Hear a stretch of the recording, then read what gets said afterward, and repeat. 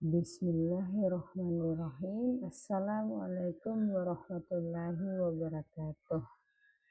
Salam sejahtera untuk kita semua. Halo teman-teman, apa kabar hari ini? Semoga kalian semua dalam keadaan sehat dan semangat belajar.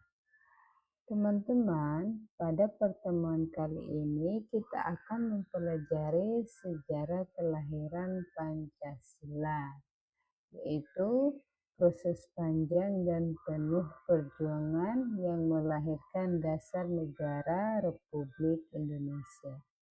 Nah, Pancasila bukanlah hasil pemikiran satu orang, teman-teman, melainkan hasil musyawarah para pendiri bangsa di tengah situasi yang sangat sulit, yaitu pada masa penjajahan Jepang. Melalui pembelajaran ini, diharapkan kalian tidak hanya memahami peristiwa sejarahnya, tetapi juga mampu meneladani nilai-nilai kebangsaan, persatuan, dan semangat pengorbanan para tokoh bangsa. Teman-teman, setelah mempelajari ini, kita diharapkan untuk menjelaskan latar belakang lahirnya Pancasila, menguraikan proses perumusan Pancasila secara kronologis, menjelaskan peran BPUPKI, Panitia 9 dan PPKI, dan menunjukkan sikap menghargai jasa para tokoh perumus Pancasila. Teman-teman, sejarah kelahiran Pancasila dimulai dengan pembentukan BPUPKI. Nah, untuk memahami kelahiran Pancasila, kita perlu melihat kondisi Indonesia pada awal tahun 1945. Saat itu, Indonesia masih berada di bawah penjajahan Jepang. Namun, posisi Jepang semakin terdesak dalam Perang Dunia II setelah banyak mengalami kekalahan dari sekutu. Kekalahan Jepang ini menimbulkan kekhawatiran akan perlawanan rakyat Indonesia. Oleh karena itu, Jepang berusaha menarik simpati bangsa Indonesia dengan menjanjikan kemerdekaan. Sebagai bentuk janji tersebut, pada tanggal 1 Maret 1945, pemerintah Jepang membentuk sebuah badan yang bernama BPUPKI atau Badan Penyelidik Usaha-Usaha Persiapan Kemerdekaan Indonesia, di mana dalam bahasa Jepang disebut Dokuretsu Junbi Chosakai. Nah, BPUPKI diresmikan pada 28 Mei 1945 di Gedung Chosain Jakarta yang sekarang kita kenal sebagai Gedung Pancasila. BPUPKI memiliki tugas utama diantaranya menyelidiki dan mempelajari hal-hal penting yang berkaitan dengan persiapan kemerdekaan Indonesia. Selanjutnya, merumuskan dasar negara dan konstitusi. Nah, teman-teman, BPUPKI beranggotakan 67 orang. Terdiri dari tokoh-tokoh nasional dari berbagai daerah dan latar belakang, di mana BPUPKI diketuai oleh Dr. Rajiman Wirjodiningrat dengan wakil ketua Ichibangase Yoshio. Ya. Pembentukan BPUPKI menjadi langkah awal yang sangat penting dalam proses lahirnya Pancasila. Teman-teman, BPUPKI mengadakan 2 kali sidang resmi. Yang pertama yaitu dilakukan pada tanggal 29 Mei sampai 1 Juni 1945. Sidang ini dilakukan di Gedung Chosangin, Jakarta. Ya, di mana pada sidang pertama ini ada beberapa usulan dasar negara dari tokoh-tokoh, ya. Usulan yang pertama yaitu berasal dari Muhammad Yamin. Nah, pada tanggal 29 Mei 1945, Muhammad Yamin menyampaikan gagasan mengenai dasar negara Indonesia merdeka. Dalam sidang pertama ini, ia mengusulkan 5 asas dasar negara yang menekankan nasionalisme, kemanusiaan, dan keadilan sosial. Asas pertama yaitu peri kebangsaan. Peri kebangsaan berarti bahwa negara Indonesia berdiri atas dasar persatuan bangsa, cinta tanah air, dan kesadaran sebagai satu bangsa tanpa membeda-bedakan suku, ras, dan daerah asal. Yang kedua, peri kemanusiaan. Peri kemanusiaan menegaskan bahwa Indonesia adalah negara yang menjunjung tinggi nilai kemanusiaan, keadilan, dan hak asasi manusia, di mana setiap manusia memiliki derajat dan martabat yang sama. Yang ketiga, peri ketuhanan. Peri ketuhanan menunjukkan bahwa bangsa Indonesia adalah bangsa yang percaya dan bertakwa kepada Tuhan Yang Maha Esa, serta menjunjung tinggi nilai-nilai agama. Yang keempat, peri kerakyatan. Peri kerakyatan berarti bahwa kekuasaan negara berada di tangan rakyat, di mana keputusan negara diambil berdasarkan musyawarah dan perwakilan, bukan kekuasaan satu orang atau kelompok tertentu. Dan yang kelima, kesejahteraan rakyat.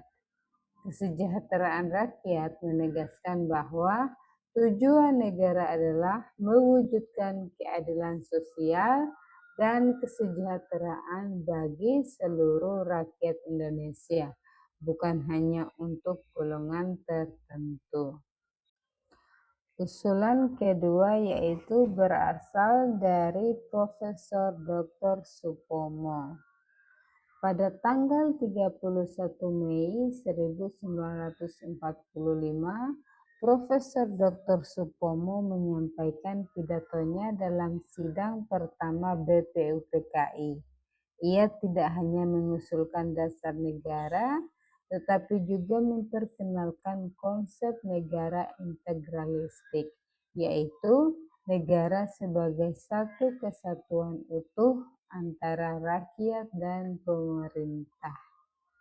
Nah, menurut Supomo, negara Indonesia tidak boleh meniru sistem negara liberal barat maupun negara komunis, melainkan harus sesuai dengan kepribadian bangsa Indonesia yang menjunjung kekeluargaan dan gotong royong. Nah, konsep negara integralistik berarti negara dan rakyat tidak saling bertentangan. Yang kedua, kepentingan individu dan golongan menyatu dalam kepentingan negara. Dan negara berdiri di atas semangat kekeluargaan dan kebersamaan. Nah, konsep ini menjadi dasar pemikiran Supomo dalam merumuskan asas-asas negara. Nah, 5 asas dasar negara menurut Supomo yang pertama yaitu persatuan. Persatuan berarti bahwa Indonesia adalah satu kesatuan yang utuh, baik wilayah, bangsa, maupun pemerintahan. Tidak boleh ada perpecahan karena perbedaan suku, agama, maupun golongan. Yang kedua yaitu kekeluargaan. Kekeluargaan mencerminkan hubungan antara rakyat dan negara yang erat, harmonis, dan saling peduli seperti dalam sebuah keluarga. Yang ketiga, keseimbangan lahir dan batin, di mana asas ini menekankan keseimbangan antara kebutuhan materi dan nilai spiritual, ya. Asas yang keempat, musyawarah. Musyawarah berarti pengambilan keputusan dilakukan melalui pembahasan bersama, bukan paksaan atau kekuasaan sepihak. Dan yang kelima, keadilan rakyat. Di mana keadilan rakyat berarti negara harus menciptakan keadilan sosial bagi seluruh rakyat tanpa membeda-bedakan status sosial atau golongan. Usulan yang ketiga yaitu berasal dari Insinyur Soekarno, di mana pada tanggal 1 Juni 1945, Insinyur Soekarno menyampaikan pidato penting dalam sidang pertama BPUPKI.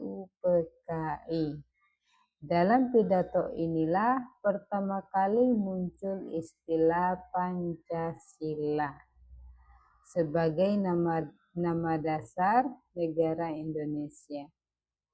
Insinyur Soekarno menegaskan bahwa dasar negara harus digali dari kepribadian dan budaya bangsa Indonesia sendiri, bukan meniru bangsa lain.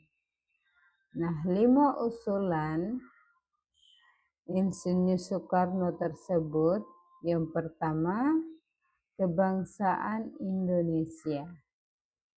Di mana kebangsaan Indonesia berarti bahwa Indonesia adalah negara nasional, tempat seluruh rakyat bersatu tanpa membedakan suku, agama, ras, dan golongan. Yang kedua, internasionalisme atau peri kemanusiaan. Internasionalisme berarti Indonesia menjunjung tinggi kemanusiaan dan persaudaraan dunia. Nasionalisme Indonesia tidak bertentangan dengan kemanusiaan universal. Ketiga, mufakat atau demokrasi. Mufakat atau demokrasi berarti bahwa keputusan negara diambil melalui musyawarah dan perwakilan sesuai dengan budaya bangsa Indonesia. Yang keempat, kesejahteraan sosial.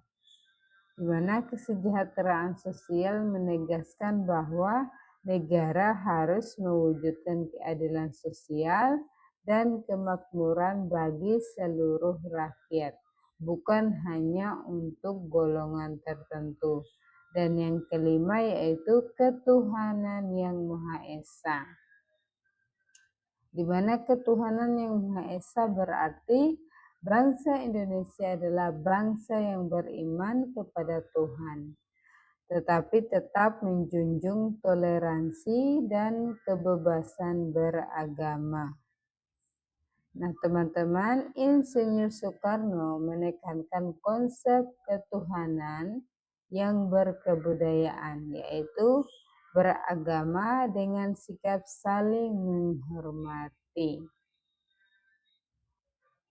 Insinyur Soekarno juga menyampaikan bahwa Pancasila dapat diperas menjadi trisila. Yang pertama, sosio-nasionalisme, sosio-demokrasi, dan ketuhanan. Sementara Ekasila yaitu gotong royong, di mana gotong royong dianggap sebagai inti kepribadian bangsa Indonesia. Setelah sidang pertama selesai, dibentuk sebuah panitia kecil bernama Panitia 9, di mana panitia ini bertugas merumuskan kembali dasar negara dengan menampung berbagai aspirasi. Panitia 9 terdiri dari Insinyur Soekarno, Dr. Andos Muhammad Hatta, Muhammad Yamin, Ahmad Subarjo, A.A. Maramis, Abi Kusno Jokro Sujoso, Kiai Haji Wahid Hashim, Haji Agus Salim, dan Abdul Kahar Muzakir. Nah, ada beberapa alasan utama pembentukan Panitia 9. Yang pertama yaitu belum tercapainya kesepakatan dasar negara, di mana dalam sidang pertama BPUPKI muncul berbagai usulan dasar negara dari tokoh-tokoh bangsa seperti Muhammad Yamin, Supomo, dan Insinyur Soekarno. Namun, sidang tersebut belum menghasilkan satu rumusan dasar negara yang disepakati bersama. Oleh karena itu, diperlukan sebuah panitia kecil untuk merumuskan kembali dasar negara secara lebih fokus. Alasan yang kedua yaitu adanya perbedaan pandangan antara kelompok nasionalis dan Islam.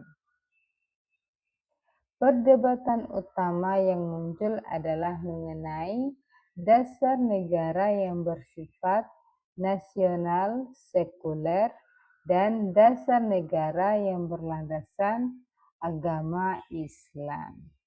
Nah, perbedaan pandangan ini dikhawatirkan dapat menghambat proses persiapan kemerdekaan jika tidak segera dicarikan titik temunya.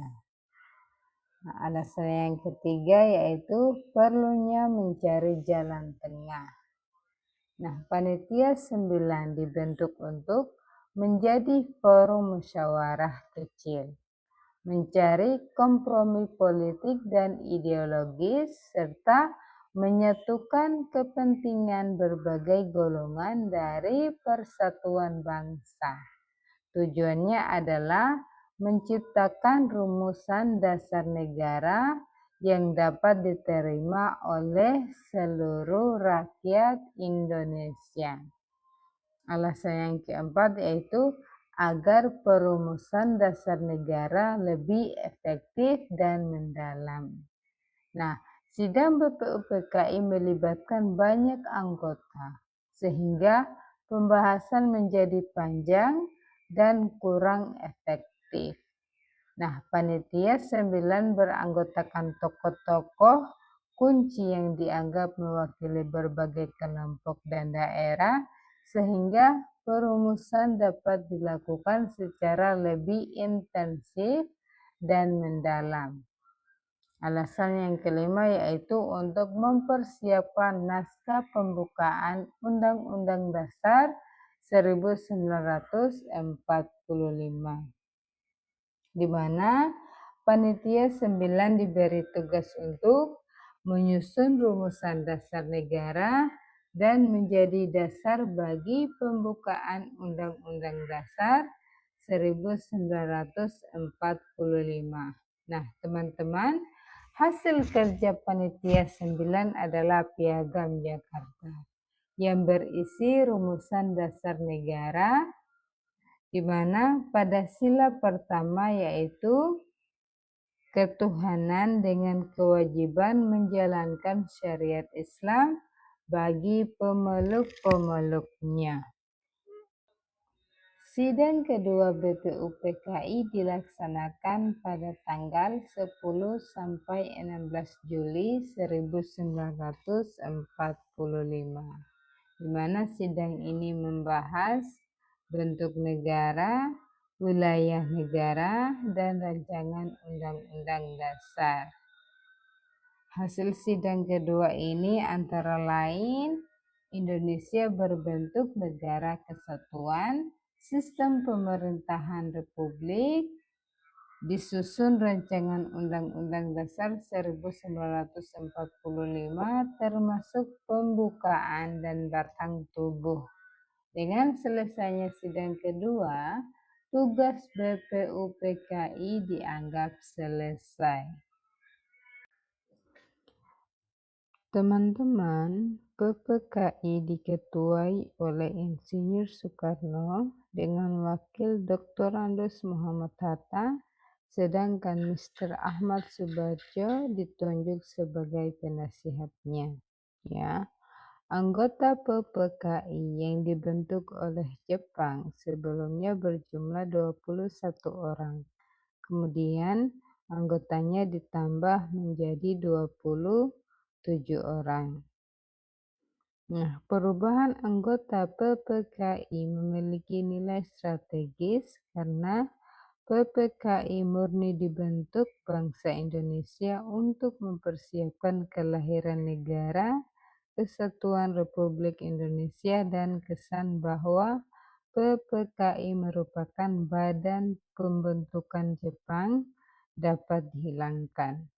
Hal tersebut menjadi bukti awal bahwa kemerdekaan Indonesia bukan hadiah Jepang tetapi jerih payah rakyat Indonesia. Nah, rumusan dasar negara dalam Piagam Jakarta ditetapkan sebagai rumusan yang kemudian disahkan sebagai dasar negara. Nah, pertanyaannya, siapa yang mengesahkan dasar negara Indonesia? Nah, singkat cerita ya teman-teman, ketika Jepang menyerah tanpa syarat kepada sekutu, kabar tersebut segera tersebar melalui siaran radio Jepang dari Tokyo. Siaran itu juga tertangkap di Indonesia. Hanya saja yang mengerti bahasa Jepang tidak banyak. Indonesia mengalami kekosongan kekuasaan atau vacuum of power. Pemuda mendesak golongan tua memproklamasikan kemerdekaan Indonesia. Akan tetapi, terjadi perbedaan pandangan. Golongan tua menunggu keputusan dari Jepang, sedangkan angkatan muda menghendaki kemerdekaan dengan kekuatan sendiri, terlepas dari pengaruh Jepang.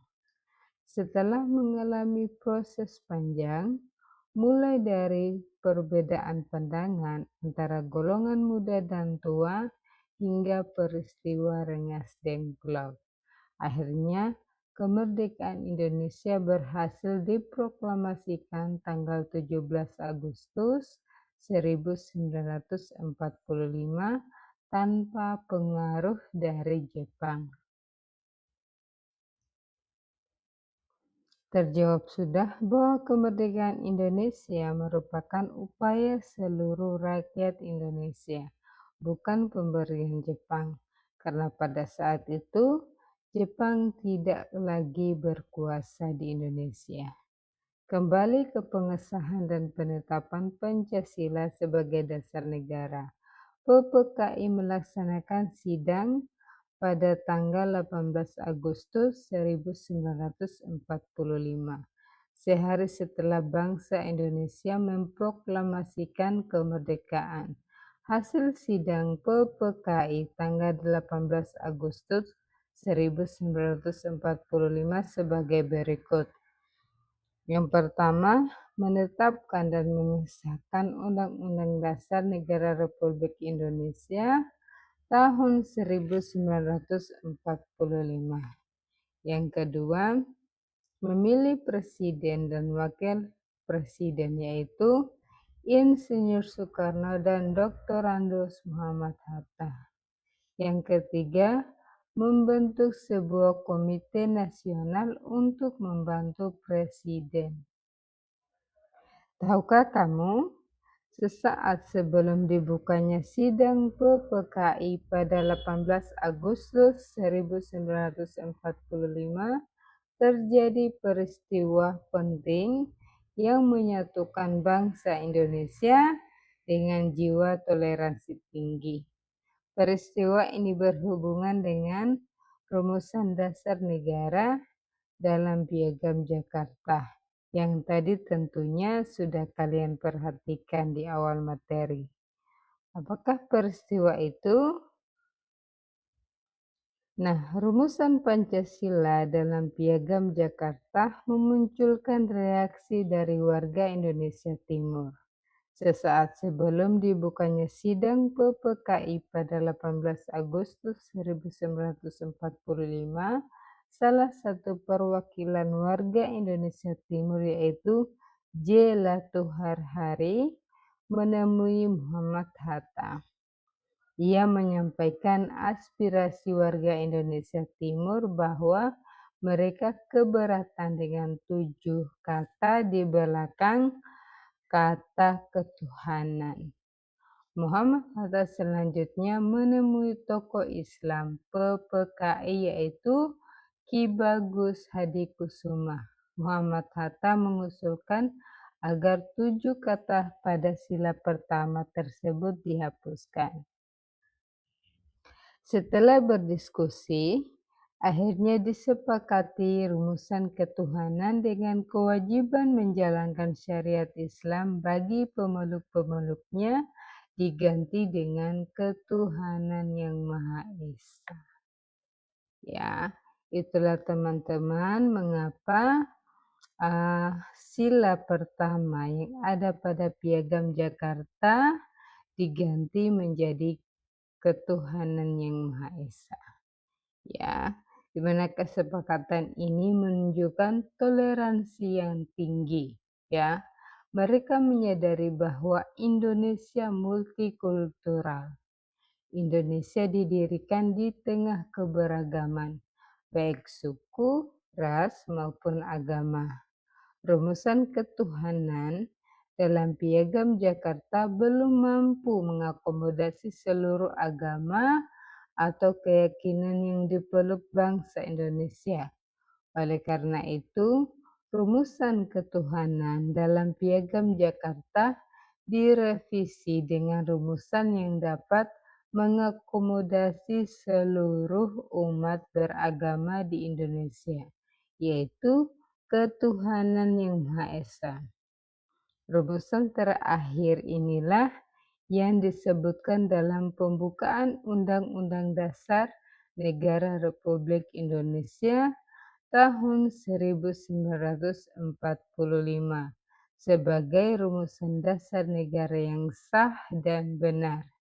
Hal ini ditegaskan dalam Instruksi Presiden Nomor 12 Tahun 1968. Jadi, perbedaan rumusan dasar negara Piagam Jakarta dan Undang-Undang Dasar Negara Republik Indonesia tahun 1945 terdapat pada sila pertama. Berikut rumusan dasar negara dalam pembukaan Undang-Undang Dasar Negara Republik Indonesia tahun 1945 setelah diubah. 1. Ketuhanan yang Maha Esa. 2. Kemanusiaan yang adil dan beradab. 3. Persatuan Indonesia. 4.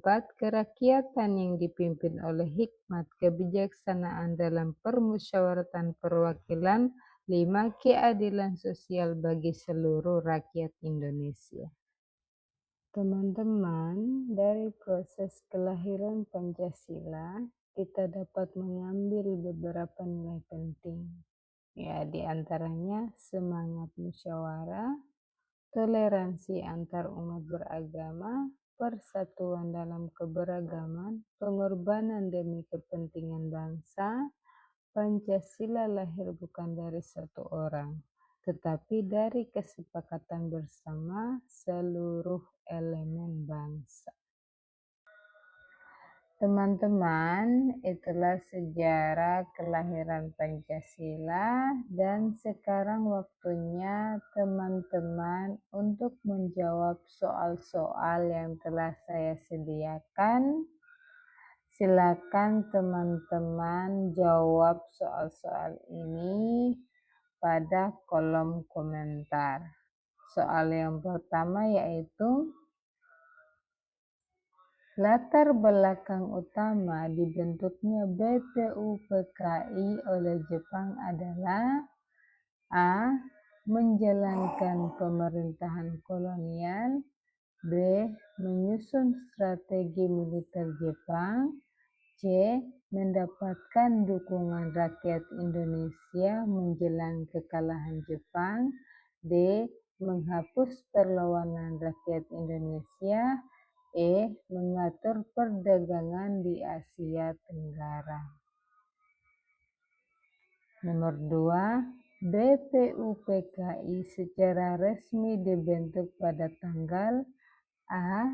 29 April 1945, B.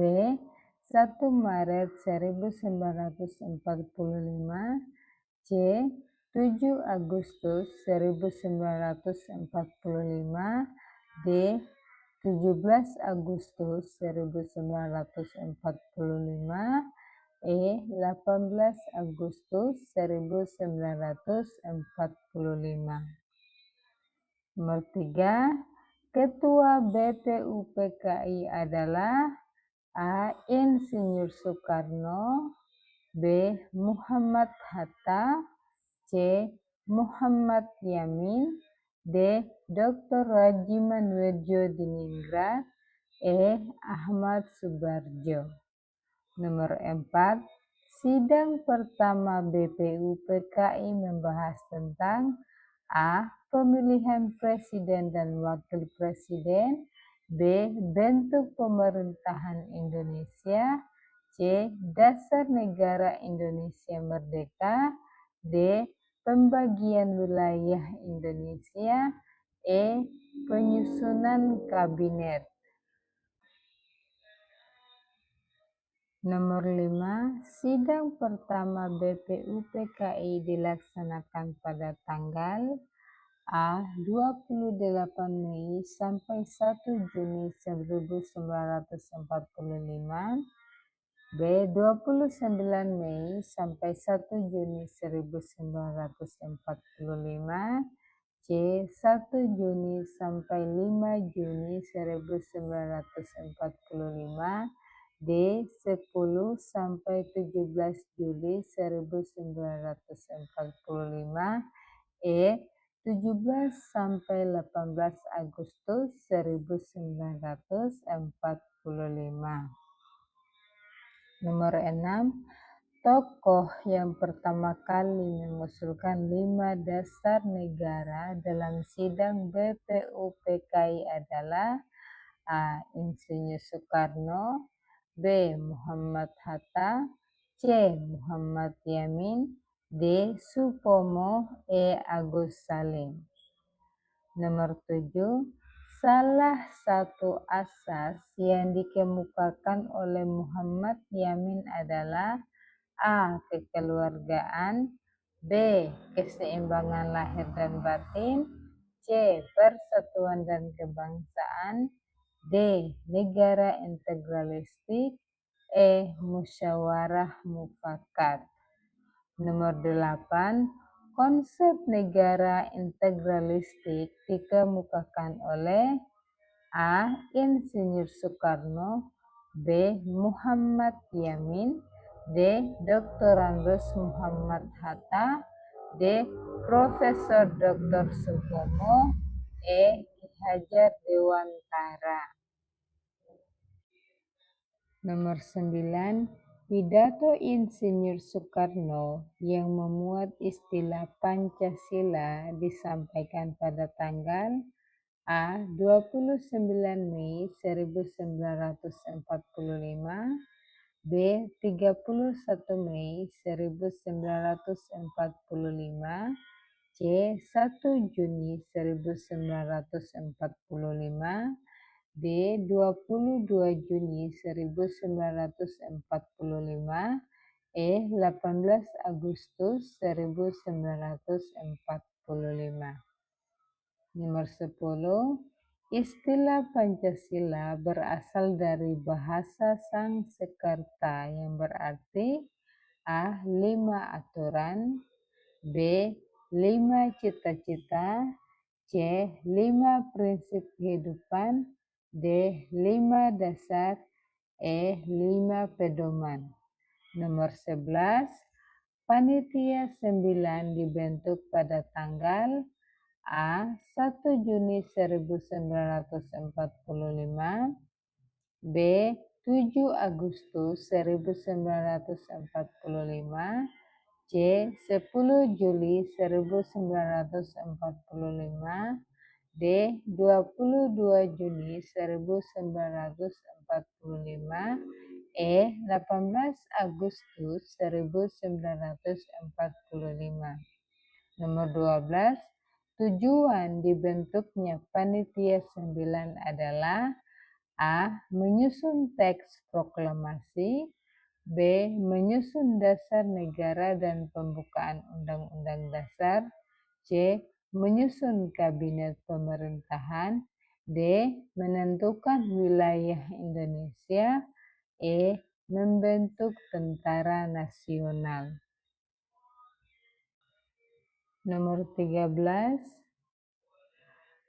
Perubahan sila pertama Piagam Jakarta dilakukan dengan tujuan utama A. Menghilangkan peran agama, B. Menyesuaikan dengan keinginan Jepang, C.